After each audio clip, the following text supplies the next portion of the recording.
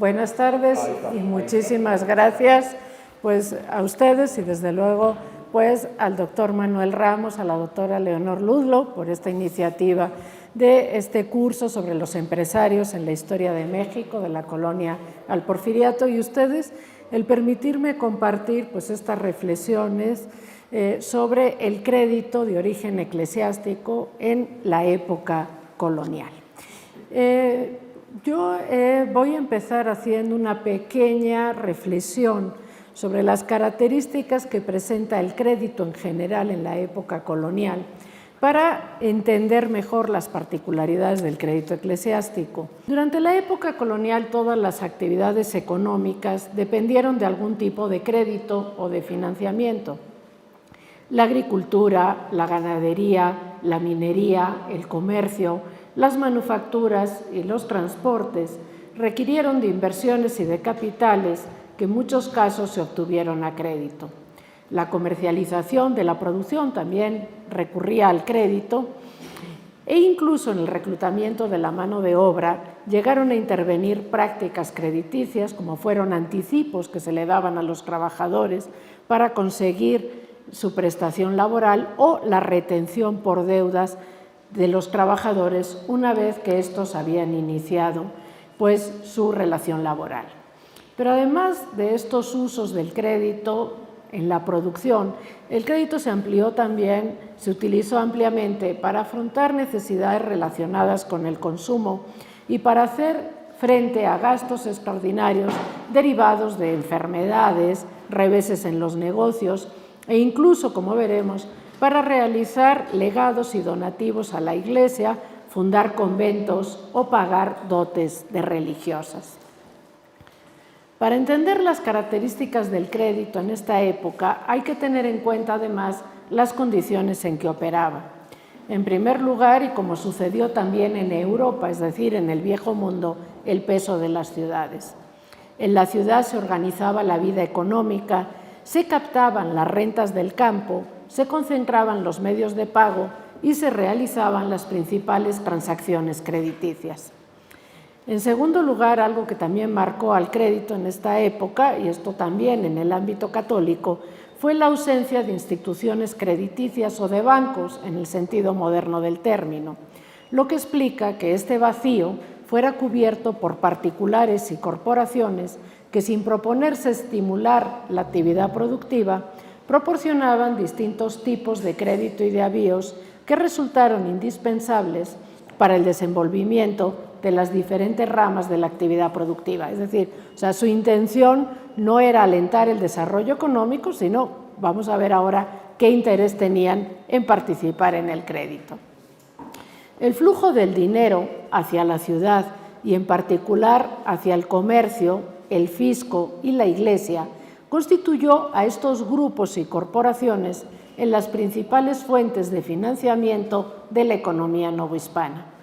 Así, según el origen de los fondos, la historiografía distingue entre crédito comercial, crédito de origen eclesiástico y crédito público, cada uno con características específicas. Los comerciantes se especializaron en créditos en mercancías, ventas al fiado, y en préstamos a corto plazo que no comprometían su liquidez.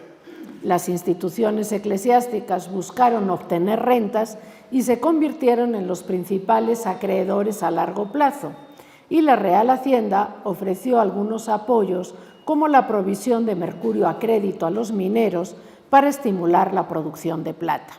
A estos actores se sumaron en las últimas décadas de la época colonial en la Ciudad de México dos instituciones formales de crédito: el Monte de Piedad, que abrió sus puertas en 1775 y que subsiste hasta la actualidad, y el Banco de Avío Minero en 1784.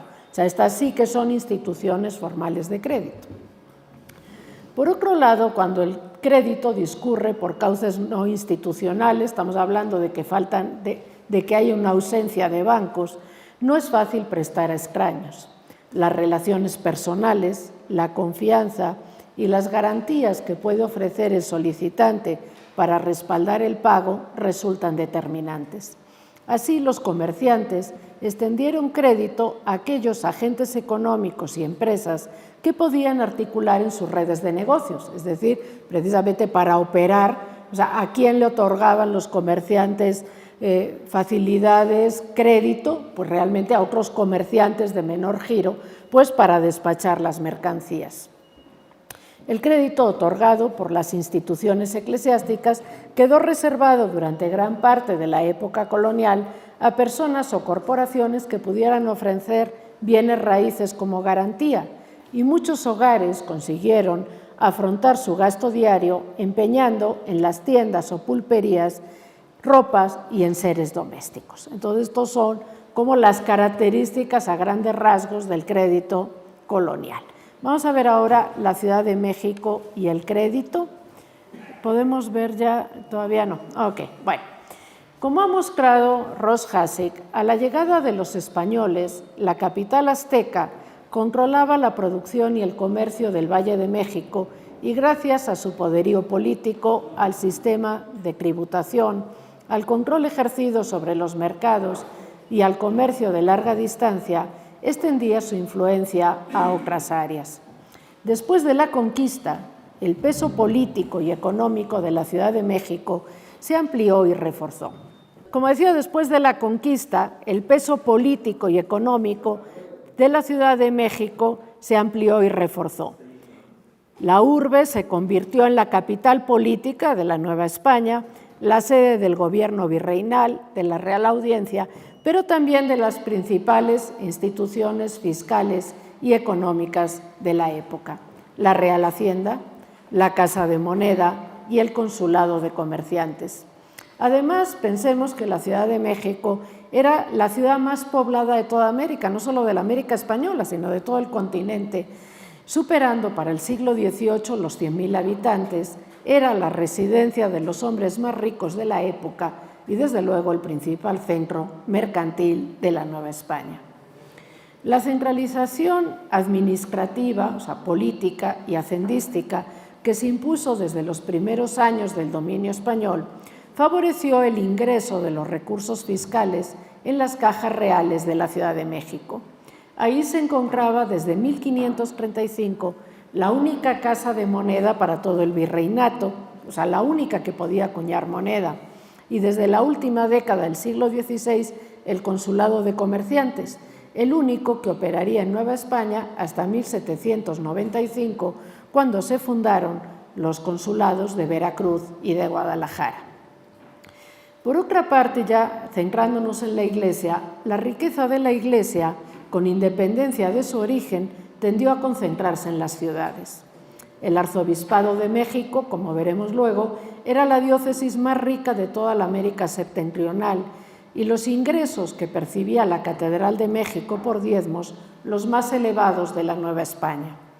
En la ciudad, además de la catedral, se encontraban las casas matrices de todas las órdenes religiosas, los conventos de monjas y las cofradías más ricas del virreinato, así como el Tribunal de la Inquisición, instituciones que, además de sus fondos propios, administraban cuantiosos legados piadosos que, como veremos, prestaban para obtener una renta. En suma, varias circunstancias favorecieron el flujo de dinero y la concentración de medios de pago en la capital virreinal, lo que a su vez le permitió ejercer un papel financiero de primer orden.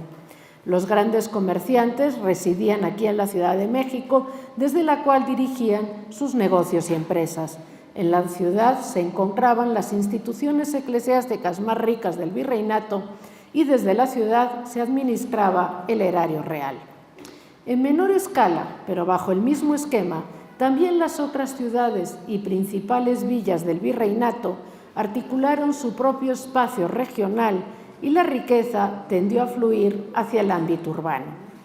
En nuestro caso, también las instituciones eclesiásticas fueron captando los recursos del ámbito rural, tanto por la vía de los diezmos que confluían en la catedral o capital de la diócesis, como mediante fundaciones de capellanías y obras pías que eran administradas por la catedral, o mediante limosnas y donativos que beneficiaban a las instituciones fundadas en la ciudad, o, por ejemplo, como veremos, el pago para dotes de religiosas, ¿sí?, que para ingresar a la vida religiosa pues había que hacerlo también en la ciudad, que es, como veremos, donde estaban fundados los conventos. Desde luego que existía una gran desigualdad de ingresos entre las diócesis, como vamos a ver luego en una diapositiva, y por lo mismo en los recursos que podían disponer para trasladarlos al crédito. Las diócesis con más recursos eran las de México, Puebla y Michoacán, o sea, las centrales, y para fines del siglo XVII y XVIII hay que señalar también la de Guadalajara, que conoció un gran auge económico.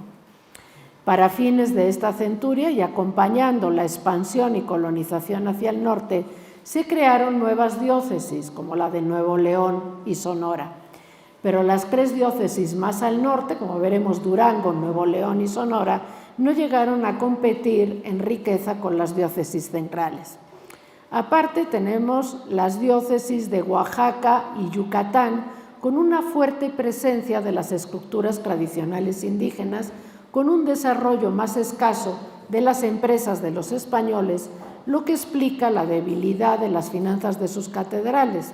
O sea, como sabemos, el diezmo solo lo pagaban los españoles, no los indígenas. Esto es lo que nos explica por qué las catedrales de Oaxaca y de Yucatán pues no tenían tantos recursos como las de México o de Puebla, donde estaban las haciendas y las grandes empresas de los españoles.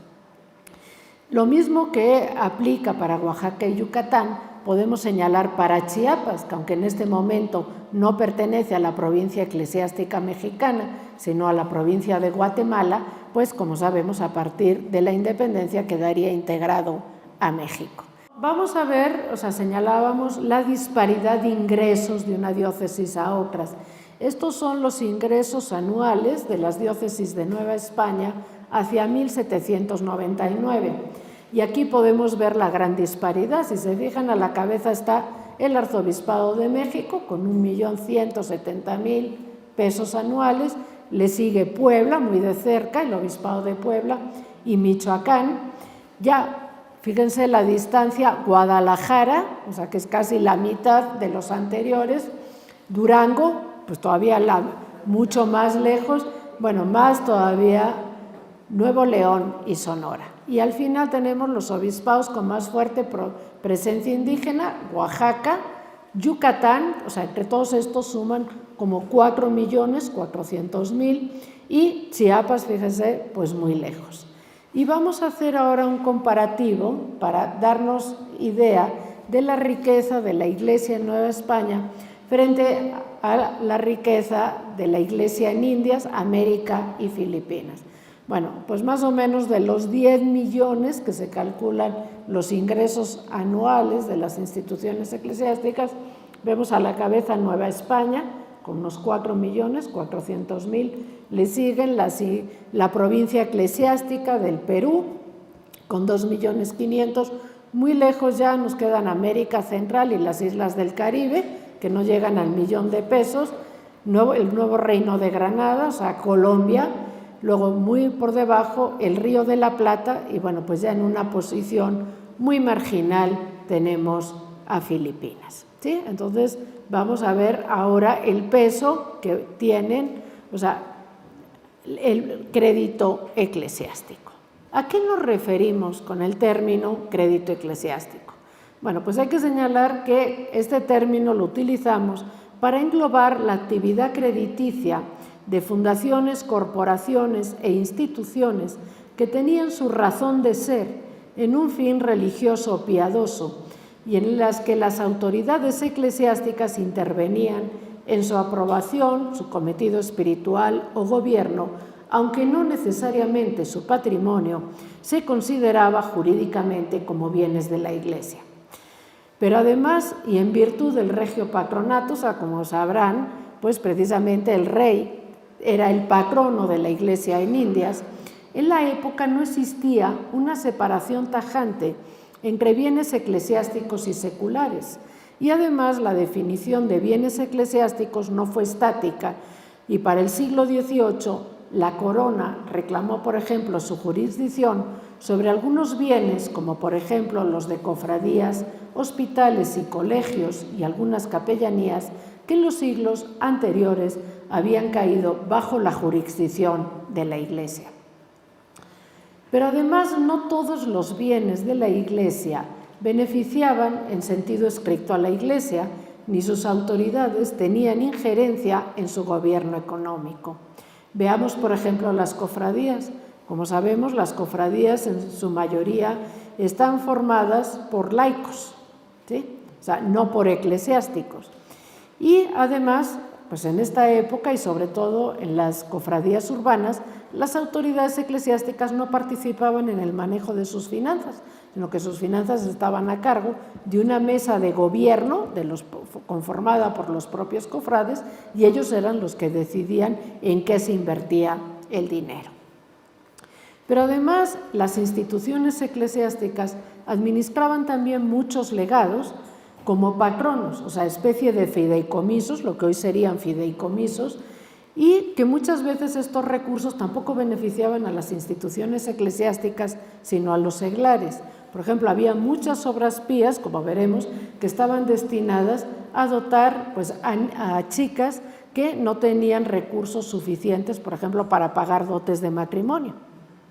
¿Sí? Entonces, esto se consideraba que eran bienes eclesiásticos, ¿sí? O sea, finalmente, pues tienen un fin religioso. Si es una obra de caridad ayudar a estas niñas a conseguir una dote, pues para poder casarse o para poder ingresar a una institución eclesiástica, o había también fundaciones, como veremos, para socorrer a pobres o enfermos de un hospital.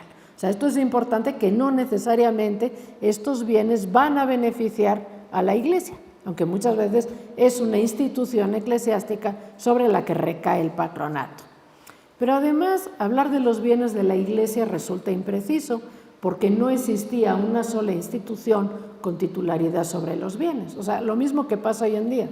O sea, es la polémica, ¿la Iglesia es rica o es pobre? Bueno, pues según hay instituciones ricas e instituciones pobres, porque no hay una sola institución que tenga la titularidad de los bienes de la Iglesia. O sea, ¿esto qué significa? Que los bienes de un convento son de un convento, ¿sí? Pero no de un convento de otra orden, ¿sí? Incluso los bienes, por ejemplo, de una catedral son de esa catedral, ¿sí? Los bienes de la Catedral de México son de la Catedral de México y no de la Catedral de Oaxaca. Entonces, por lo mismo, resulta muy difícil hablar de los bienes de la Iglesia, porque esto nos tiene que quedar claro, que no hay una sola institución que tenga la titularidad de esos bienes, ¿sí? Sino que tendríamos que hablar de los bienes de las instituciones eclesiásticas, ¿sí? Bien, pero es que además estas instituciones tienen una gran autonomía financiera.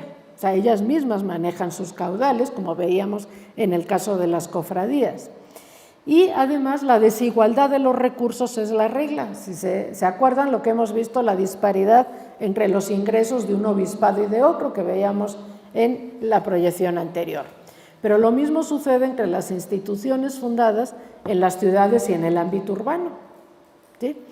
Entre las cofradías, por ejemplo, que están fundadas en la Ciudad de México, luego veremos pues, las cantidades que manejan, y la cofradía de indígenas, que está fundada en un pueblo.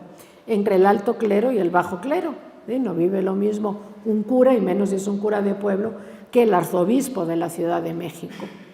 Entonces, por lo mismo, o sea, esto tenemos que tenerlo presente, cuando analizamos el crédito eclesiástico no podemos considerar a la Iglesia como una institución, sino que tenemos que remitirnos a la riqueza y actividad de cada una de las corporaciones. Bueno, entonces vamos a ver a grandes rasgos cuáles son las instituciones eclesiásticas, y de entrada no todas van a participar en el crédito. Dentro de las instituciones eclesiásticas podemos distinguir el clero secular, es decir, el clero que depende de los obispos y por tanto de las catedrales, unas catedrales que a medida que avanza la época colonial se van a ir enriqueciendo, sobre todo porque aumentan los recursos que provienen de los diezmos, ¿sí? Tenemos también al clero regular. El clero regular que va a ir, o sea, es el clero de las órdenes religiosas, ¿sí? Este va a ir perdiendo peso a medida que avanza la época colonial, sobre todo a raíz del proceso secularizador a partir de mediados del siglo XVIII. ¿Qué significa el proceso secularizador? O sea, como sabemos, la evangelización al principio de la época colonial se le dio a las órdenes religiosas y, por tanto, se consolidan mucho antes que el clero secular. Sin embargo, desde mediados del siglo XVI empieza una presión para que esas órdenes religiosas vayan abandonando la cura de almas y se pase al clero secular, es decir, a los curas, y este proceso se intensifica a partir de mediados del siglo XVIII. ¿Sí? Y además el clero regular va perdiendo también su peso económico, pues pensemos en la expulsión de los jesuitas en 1767 y cómo los bienes, o sea, los jesuitas eran sus famosas haciendas, pues acaban administradas por la Real Hacienda. Bueno, aparte tenemos los conventos de monjas, ¿sí? Tenemos cofradías, vamos a ver legados, fundaciones piadosas, ¿sí? Como por ejemplo estas fundaciones para sostener a pobres en el hospital o pagar dotes de religiosas. Y ya en la Ciudad de México vamos a hablar de dos, que son la Inquisición y el Monte de Piedad, que como veremos es una institución piadosa. ¿Qué inversiones tienen las instituciones eclesiásticas? Pues en grandes líneas podemos decir haciendas, ¿sí? O sea, no solo los jesuitas, también hay órdenes religiosas como carmelitas, dominicos, agustinos, que también poseen haciendas. Son grandes propietarios urbanos, o sea, tienen muchas casas en las ciudades. Crédito a largo plazo, que es de lo que vamos a hablar. Aquí destacan capellanías, conventos de monjas, cofradías y el Real Fisco de la Inquisición.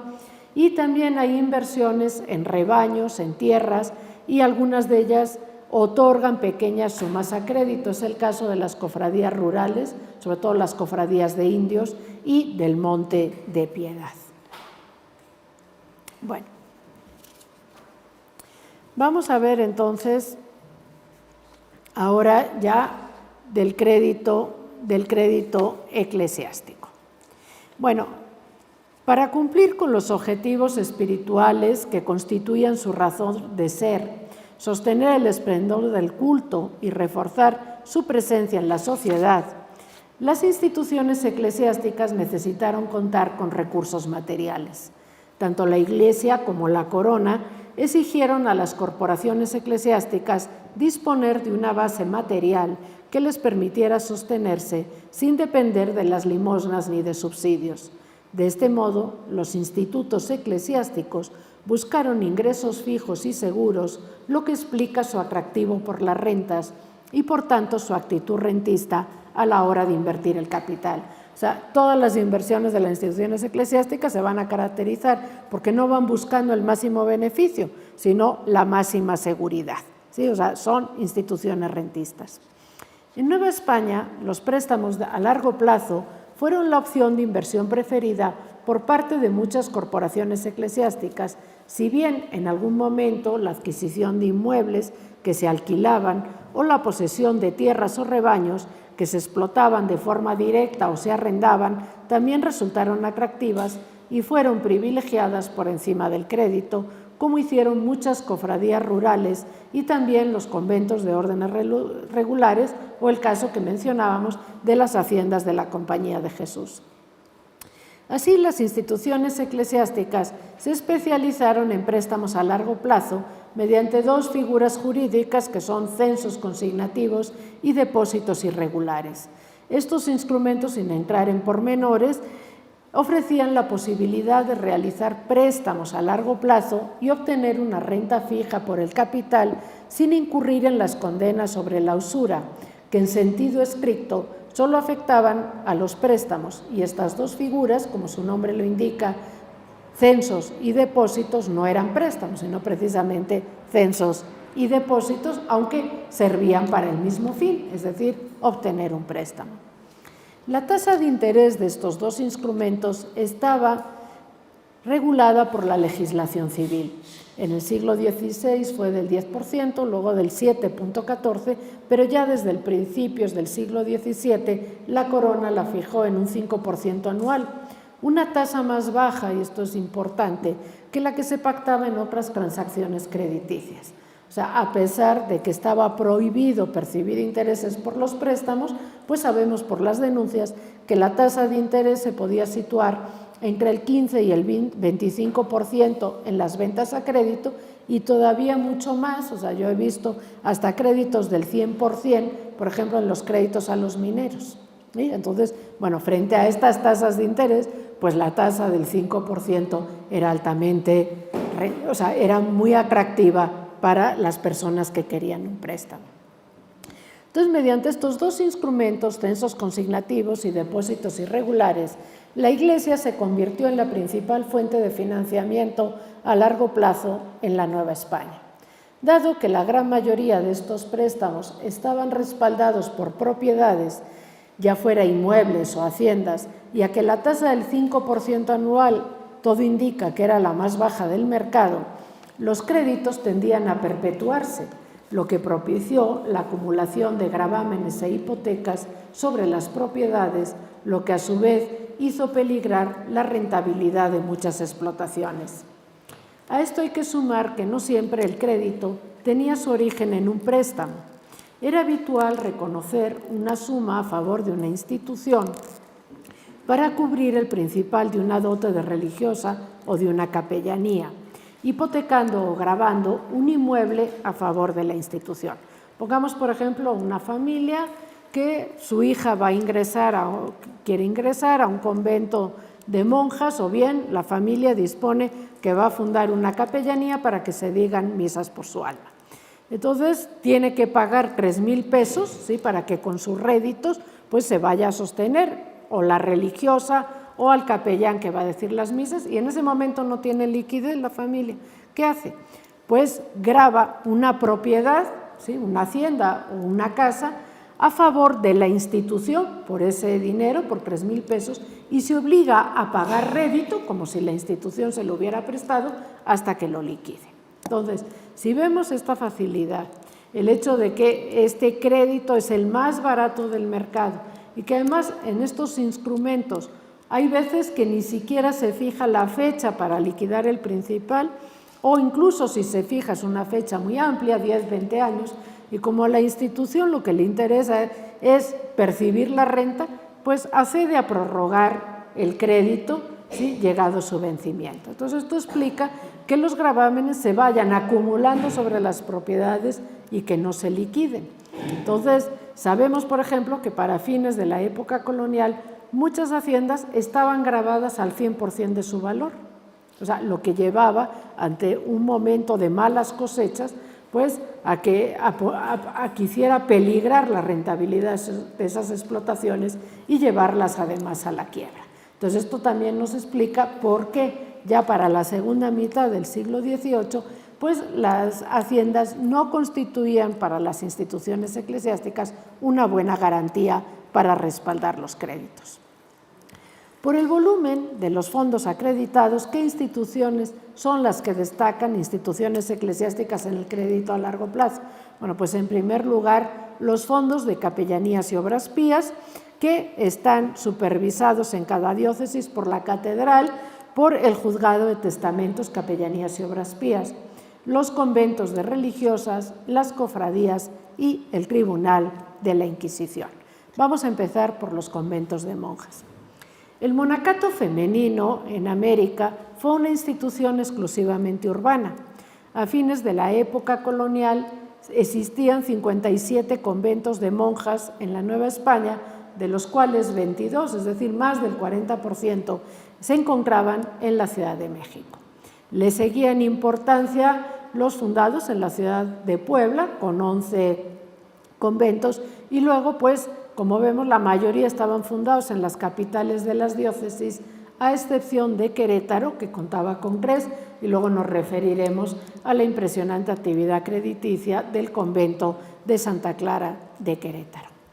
Estos monasterios albergaban a las hijas de las familias acomodadas de la sociedad novohispana, en su mayoría criollas. ¿Y por qué albergaban a las hijas, pues, de las familias acomodadas? Pues, como veremos, por las dotes que había que pagar. O sea, Dentro del convento pues había también monjas, las que se denominaban de velo blanco, ¿sí? Pero pues realmente el sustento del convento eran las monjas de coro, las monjas de velo negro, y ellas sí que tenían obligación de pagar una dote que por su monto pues quedaba reservado a las familias acomodadas. El patrimonio de estas corporaciones estaba formado por los bienes de fundación. Como recordarán, señalábamos que tanto la Iglesia como la Corona, para autorizar estas instituciones, exigía que demostraran que tenían bienes para sostenerse. Todos los bienes de fundación era, pues desde luego, el edificio del convento con su iglesia, y además les requerían ya, o sea, les pedían una serie de rentas, pues para sostenerse. La otra vía era las dotes que pagaban las religiosas cuando profesaban al convento, dotes que fueron subiendo con los años y para el siglo XVIII se situaban de 3.000 a 4.000 pesos. El dinero que aportaban las religiosas cuando profesaban como dote tenía como finalidad asegurar el sustento de la religiosa durante los días de su vida. Pero lo que es interesante es que a la muerte ese dinero quedaba en posesión del convento.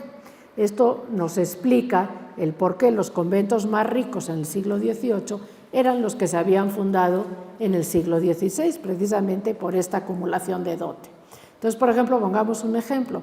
Entre 1769 y 1804 ingresaron al convento de Santa Clara de Querétaro 78 monjas, y el convento ingresó por este concepto durante estos 35 años casi 292.000 pesos. ¿Sí? Entonces esto nos habla de cómo esta acumulación de dotes es la que también permite el enriquecimiento de los conventos.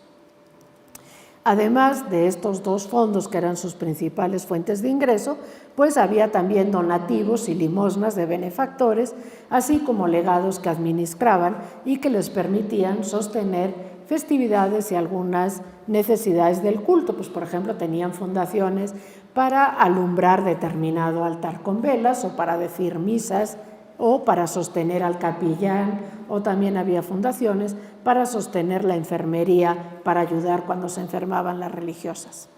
Bien, dadas las fechas que se fundaron los conventos de religiosas, su participación en el crédito fue modesta en el siglo XVI.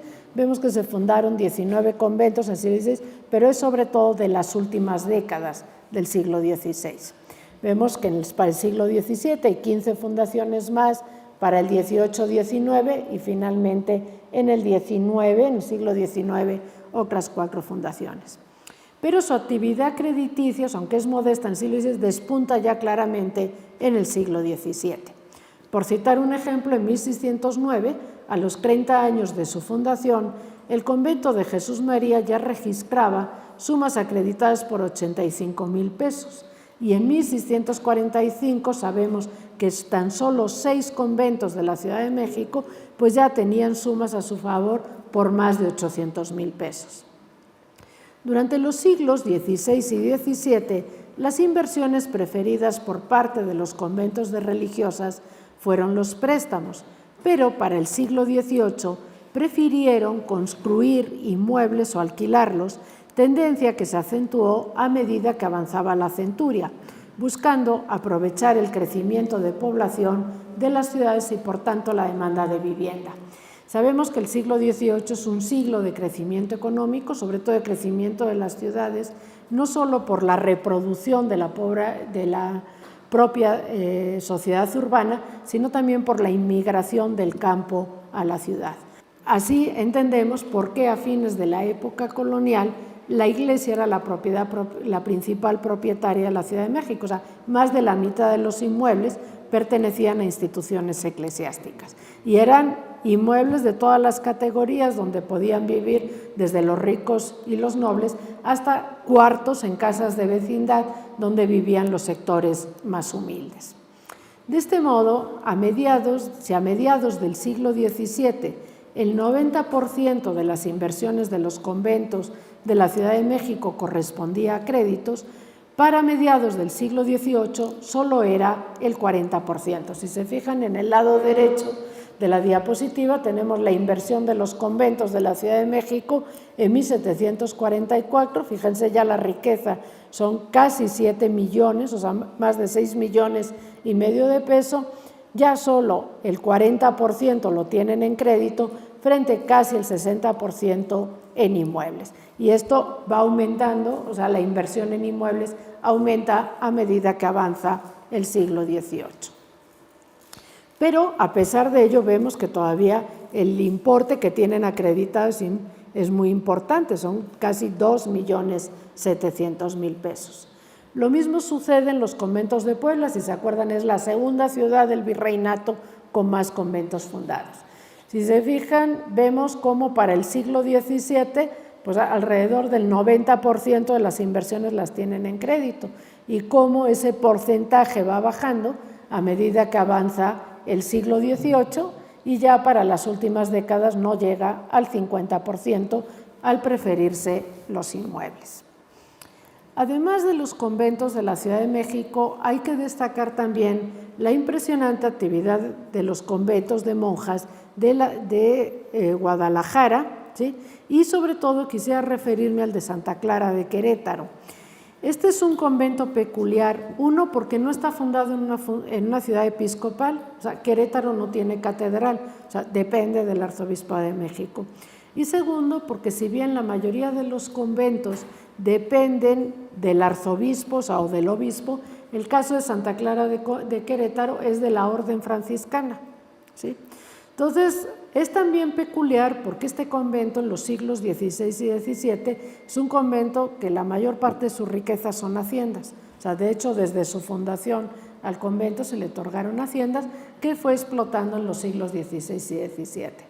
Pero al final del siglo XVII, el capítulo de la orden franciscana pues dijo que era ofensivo, o sea, ya saben que la orden franciscana tiene el voto de pobreza, o sea, los franciscanos no tienen hacienda, pues que resultaba ofensivo para el voto de pobreza que este convento tuviera haciendas, entonces que mejor se deshicieran de las haciendas y los capitales los pasaran a créditos, ¿sí? A censos consignativos y a depósitos irregulares.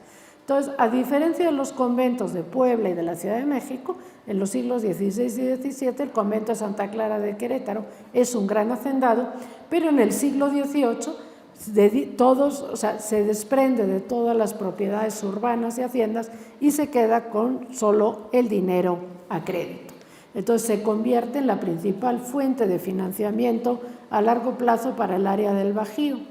Para que se hagan una idea, para el último tercio del siglo XVIII contaba con sumas acreditadas por más de 1 millón de pesos. O sea, fíjense lo que hablábamos de los conventos de la Ciudad de México, entre todos, ¿sí?, tenían como 2.700.000, o sea, los 16 conventos que tenían bienes tenían como 2.700.000 y tan solo el de Santa Clara de Querétaro tenía más de 1 millón de pesos hacia estas fechas y para principios del siglo XIX algo más de 1.263.000 pesos y todo lo tenían en el crédito. Bueno, vamos ahora a las capellanías. ¿Qué eran las capellanías? Bueno, pues las capellanías eran fundaciones de carácter religioso que tenían como finalidad la celebración de misas de manera permanente por el alma o intención de las personas que dispusiera su fundador. Debido al carácter perpetuo que se le daba a la fundación, el principal o dote no se podía consumir, sino que se tenía que invertir para proporcionar una renta. Es decir, o sea, estas eran instituciones pensadas hasta la eternidad, o sea, había que decir misas hasta la eternidad, entonces pues no se podía consumir la dote o el principal, sino que ésta se invertía y con los réditos se pagaban las misas. ¿A quién beneficiaba esta renta? Pues al capellán que iba a celebrar los sufragios, ¿sí?, lo que iba a celebrar las misas, quien era el usufructuario de la renta. Entonces, en la mayoría de los casos, para invertir este capital, se optó por el crédito. La fundación de capellanías recibió un fuerte impulso a raíz del Concilio de Trento. En la reunión ecuménica, la Iglesia elevó a dogma la existencia del purgatorio y prestó además una gran atención al sostenimiento del clero. En Nueva España, desde el siglo XVI, se exigió que los aspirantes a ingresar al clero secular demostrasen que tenían medios para sostenerse, y en este sentido la renta de la capellanía resultaba un medio idóneo para facilitar la ordenación sacerdotal. Esto nos explica por qué también en la mayoría de estos contratos los fundadores incluyeran cláusulas para asegurar que el cargo de capellán recayera en un miembro de su familia. De este modo, además de beneficios espirituales, las capellanías permitían preservar el patrimonio familiar, o sea, todo quedaba en familia. Sí, el fundador decía, a ver, yo quiero que con este dinero que voy a dejar se digan misas por mi alma de aquí hasta la eternidad. Pero además el capellán, o sea, que es el que va a percibir la renta, que sea un miembro de mi familia. ¿Sí? O sea, igual que sucedía en los mayorazgos. Si tengo un hijo que se quiere ordenar de sacerdote, que sea mi hijo. Y si no, luego pues que sea mi nieto. O sea, siempre va a quedar en un miembro de mi familia. En la Ciudad de México, el número de capellanías se incrementó desde el último cuarto del siglo XVI, proceso que, además del trasfondo religioso y social apuntados, coincidió con la activación de la economía en Nueva España a raíz de la explotación de minas a gran escala y con un aumento de la presencia del clero secular que buscaba recuperar los espacios que le eran propios, es decir, la cura de almas que, como vimos, estaban ocupados por el clero regular. En las primeras décadas del siglo XVII, el número de capellanías fundadas en la Ciudad de México ya tenía cierta entidad y la catedral empezó a supervisarlas, estableciendo registros de capellanías pues para saber cuántas fundaciones había. Hacia 1645, el monto de los principales de capellanías en la Catedral de México ya superaba los 2.200.000 pesos. Todo indica que el número y el capital de estas fundaciones se incrementó en los siguientes años. Por ejemplo, sabemos, a pesar de todas las vicisitudes que tuvo el crédito eclesiástico en los primeros años del siglo XIX, en 1821 todavía la Catedral de México consignaba deudos a su favor por más de 4 millones de pesos. Y, por ejemplo, en el Obispado de Michoacán, para 1791, era casi 3 millones de pesos los fondos de capellanías. Pasemos ahora a las cofradías. A diferencia de las instituciones mencionadas con anterioridad, las cofradías eran asociaciones de seglares que tenían como finalidad, eso sí, una finalidad religiosa, apoyar el culto o determinadas devociones, y gozaban de una gran autonomía en el manejo de sus finanzas. Estas corporaciones tenían un cometido espiritual, eran la expresión colectiva de la fe y de la piedad religiosa y constituían también una forma de socialización. Muchas de ellas agrupaban a la población, reproduciendo la división de la sociedad por grupos étnicos, estatus social u oficios, y proyectaban su acción hacia el exterior mediante obras de caridad y su asistencia a procesiones. Algunas ofrecían a sus miembros algún socorro o asistencia social, sobre todo a la hora de la muerte. Para cumplir con su cometido espiritual, estas corporaciones necesitaron contar con medios materiales. En las de retribución, es decir, aquellas en las que se pagaban cuotas, los cofrades aportaban una cuota de ingreso y otras periódicas que variaban según la corporación y la capacidad económica de sus miembros. En las cofradías gremiales, por ejemplo, las cuotas de ingreso solían ser de 2 reales, o sea, esa se pagaba solo una vez a la entrada a la corporación, y luego a la semana se pagaba medio real y al año 4 reales más para los gastos de cera. Generalmente, luego, cuando el cofrade se moría, la ayuda que daba la cofradía venía a ser de unos 25 pesos para ayudar a los gastos de entierro. Pero, o sea, si estas son las cofradías gremiales que agrupan pues, a los artesanos, frente a ellas tenemos cofradías de élites como la Congregación de San Pedro, que ahí la cuota de ingreso era de 1,000 pesos. ¿Sí? O sea, fíjense la diferencia de 2 reales a 1,000 pesos. Además, las cofradías recibían donativos y legados con fines específicos. Y voy a dar aquí a la derecha vamos a ver la Archicofradía del Rosario. Esta es una archicofradía que no es de retribución, es decir, los cofrades no tienen que pagar ninguna cuota de ingresos, sino que la Archicofradía del Rosario está vinculada a la Orden de Santo Domingo. Entonces todos los domingos, después de la misa, pues se ponía una mesa a la entrada y ahí todos los que querían se iban inscribiendo en el libro sin tener que pagar nada. Únicamente los miembros de su mesa directiva, que eran 12 diputados, tenían que pagar al año 100 pesos cada uno y una botija de aceite. Es decir, que en realidad los ingresos de la cofradía eran los 1.200 pesos al año que pagaba su mesa directiva, que era parte de la élite pues, de la Ciudad de México, con la botija de aceite. Ahora bien, la corporación captó muchos legados de particulares que le permitieron una gran presencia en la ciudad. Manejaba obras pías por más de 600,000 pesos. ¿Cuáles eran las más importantes? 300,000 pesos para dotar doncellas. O sea, todos los años había un sorteo de niñas que no tenían dinero suficiente para pagar la dote o para matrimonio o para entrar a un convento, a las que se les daban 300 pesos como ayuda de dote. 200,000 pesos era para el culto y para los vestidos de la Virgen del Rosario, o sea, la patrona de la cofradía.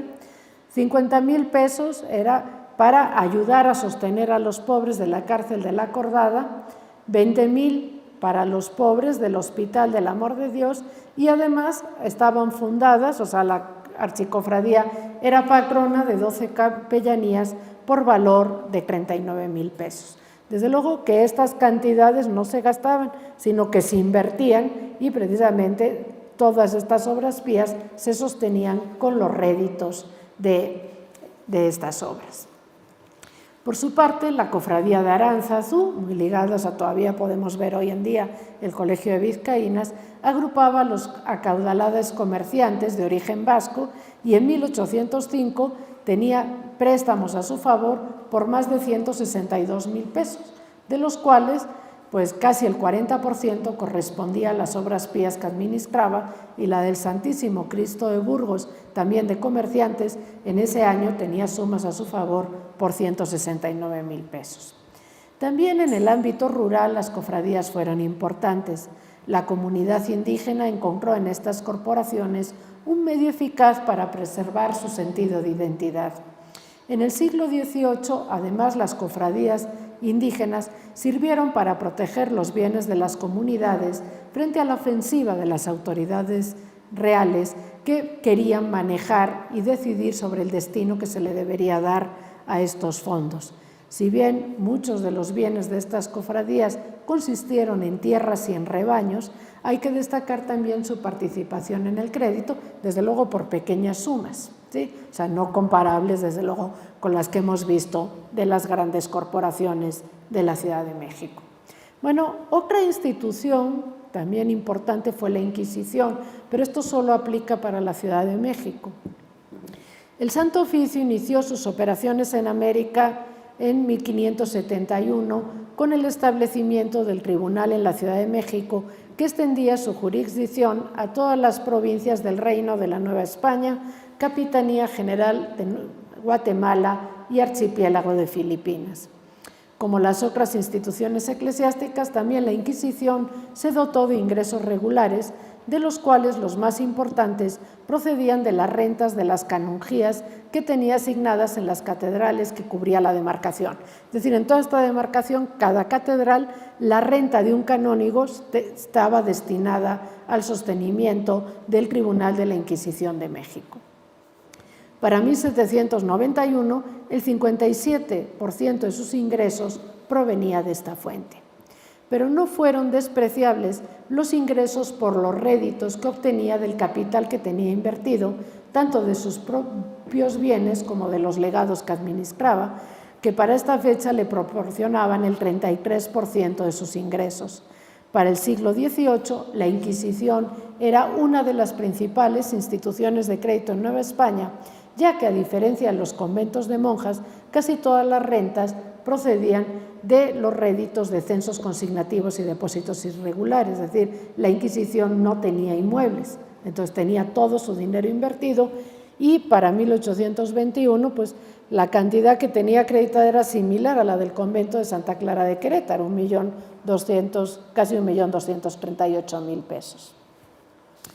En suma, las instituciones eclesiásticas se convirtieron desde el siglo XVI en las principales fuentes de financiamiento a largo plazo para las haciendas agrícola-ganaderas y para los propietarios urbanos, y en el siglo XVIII extendieron también crédito a comerciantes y hombres de negocios. Por el volumen de las transacciones destacaron las instituciones de la Ciudad de México, las más ricas del virreinato. En 1804, la corona española extendió a América el Real Decreto de Consolidación de Vales Reales, que obligaba a los deudores de la Iglesia a liquidar sus créditos, cantidades que la corona tomaría a préstamo, comprometiéndose a pagar el 5% de réditos a las instituciones hasta su liquidación. Los vales reales fue una emisión de deuda pública de la corona española, y entonces empezó a caer mucho los títulos de esa deuda, y para respaldar esos títulos de la deuda, la Iglesia tomó a préstamo el dinero que tenían las corporaciones eclesiásticas. Entonces, esta medida primero se extendió a España, y en España no causó tanto problema porque gran parte de la riqueza de las instituciones eclesiásticas estaba en tierras. Entonces, lo que se hicieron fue vender esas tierras, y lo que hacía la corona es que se quedaba con ese dinero en préstamo y se comprometía a pagarle el rédito a las instituciones eclesiásticas.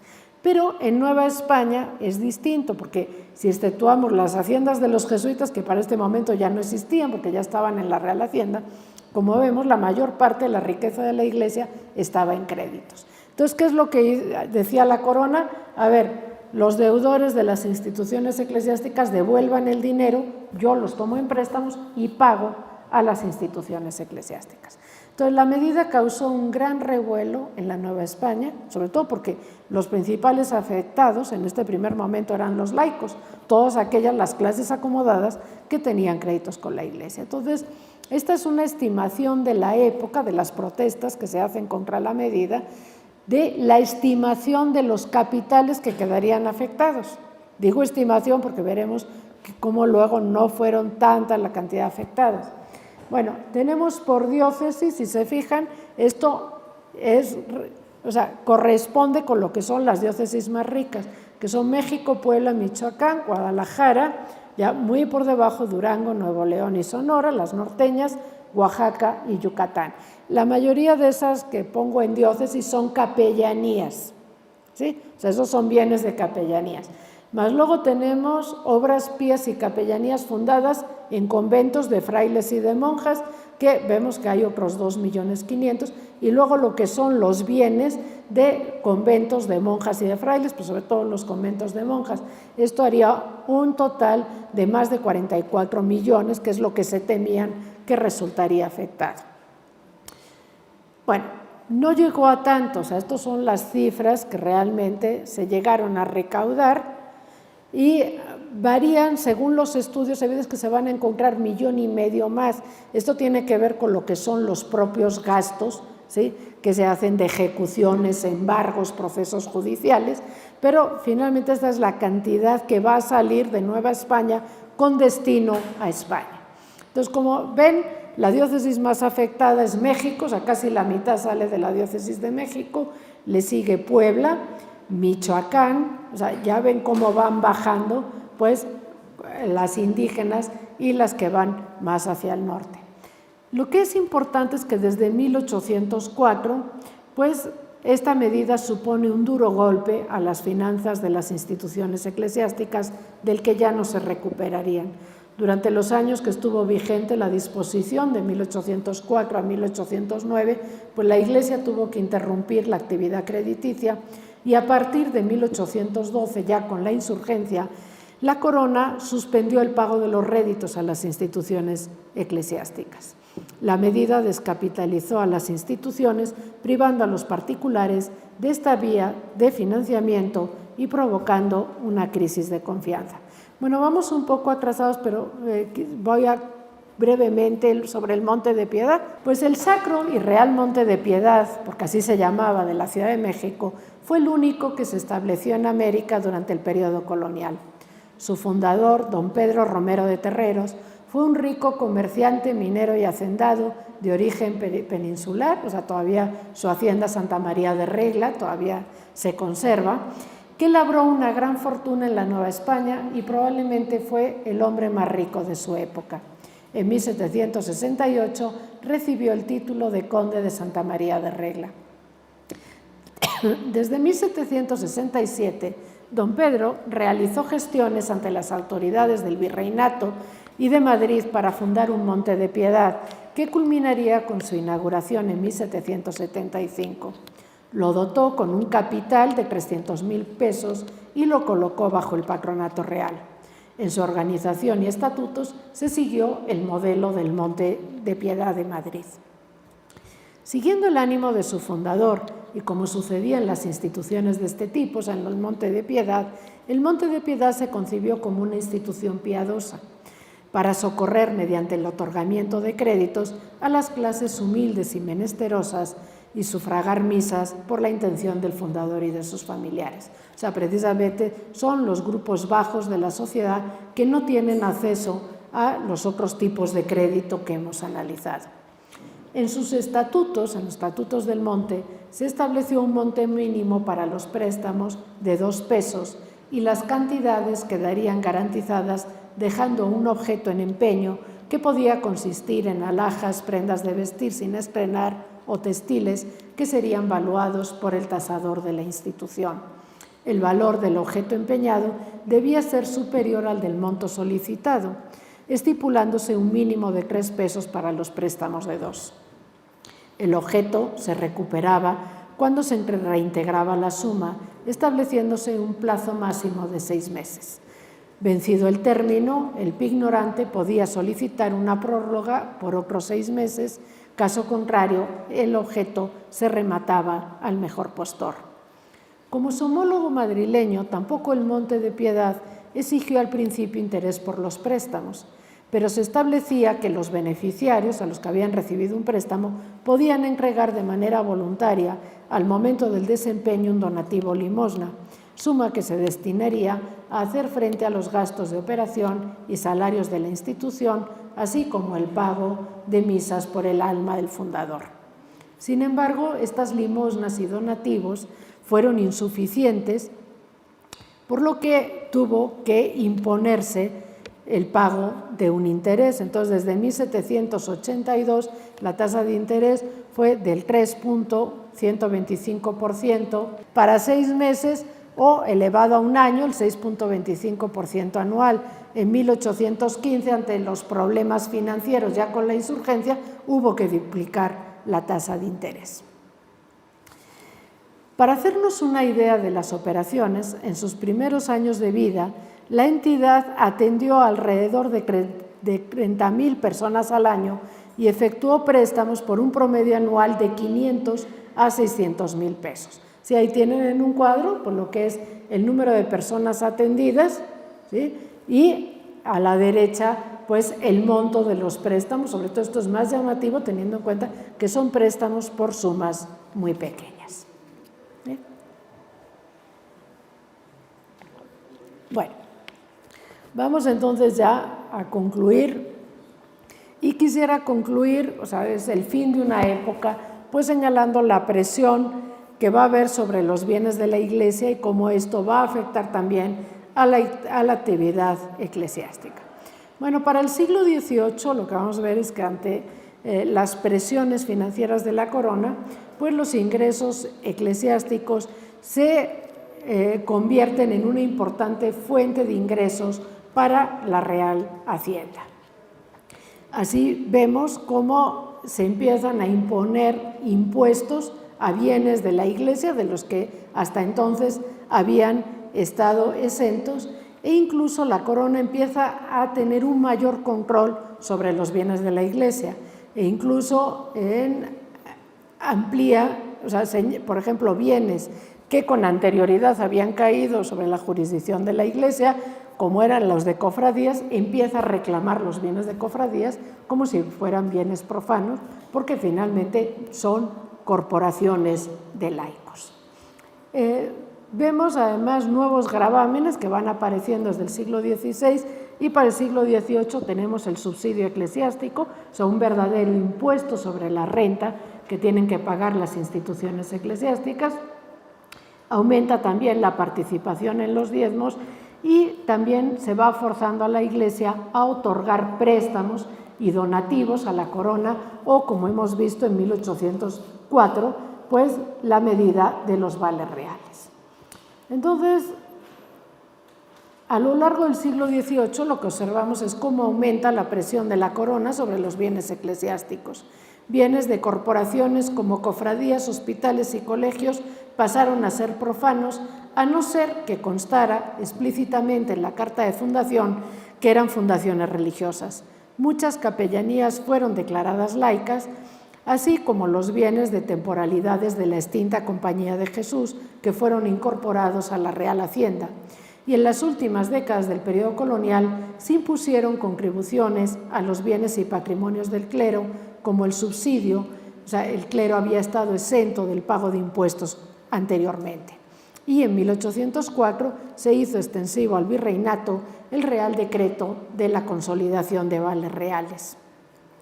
La demanda de recursos por parte de la corona encontró su punto álgido entre 1780 y 1810, con la recaudación de 30 millones de pesos en concepto de préstamos y 5 millones en forma de donativos, a los que se sumaron en la primera década del siglo XIX más de 10 millones por la consolidación de vales reales.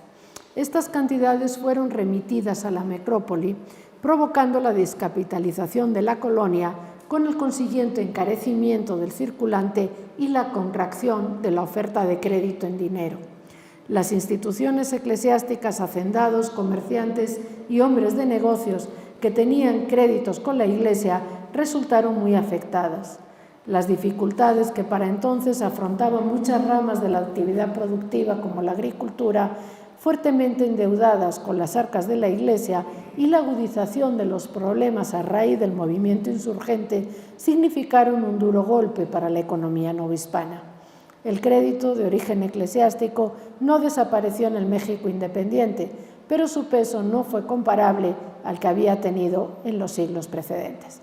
Pues ya con esto acabo. Muchísimas gracias.